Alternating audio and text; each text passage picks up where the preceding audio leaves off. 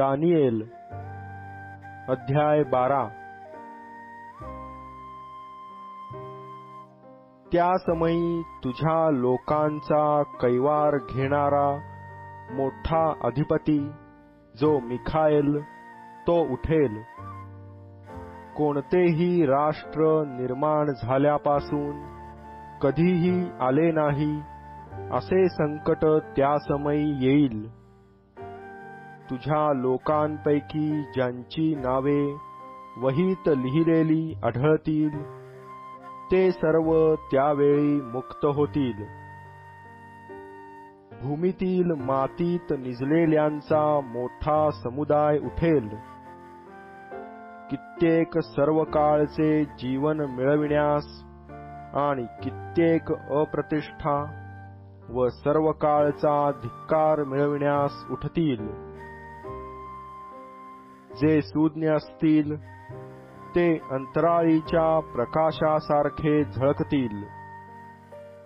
पुष्कळ लोकांस धार्मिकतेकडे वळविणारे लोक युगानुयुग ताऱ्यांप्रमाणे चमकतील। हे दानिएला, तू अंत समयापर्यंत ही वचने गुप्त ठेव व हे पुस्तक मुद्रित करून ठेव। पुष्कळ लोक धुंडाळीत फिरतील व ज्ञानवृद्धी होईल। मग मी दानिएलाने पाहिले तो दुसरे दोन पुरुष, एक नदीच्या या तीरास व दुसरा त्या तीरास असे उभे होते।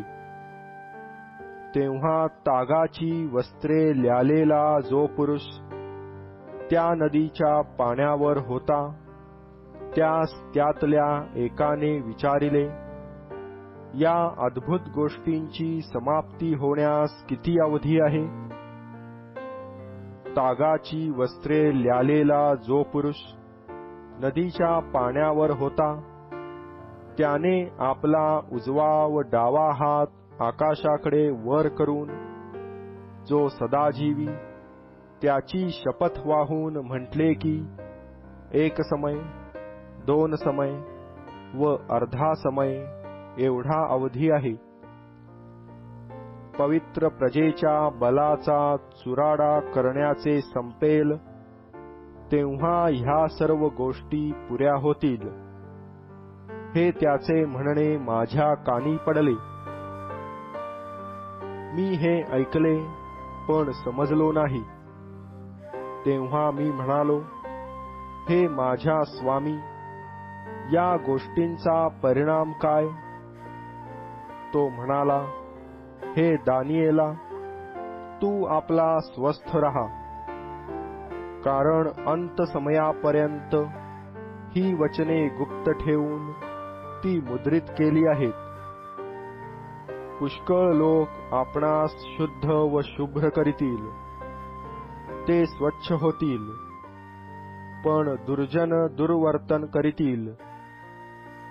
दुर्जनांपैकी कोणाला समज मिळणार नाही, पण जे सूज्ञ आहेत त्यास तो प्राप्त होईल।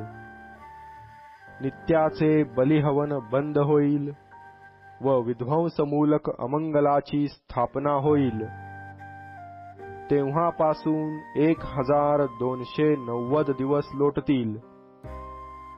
जो धीर धरून 1335 दिवसांची अखेर पाहिल तो धन्य।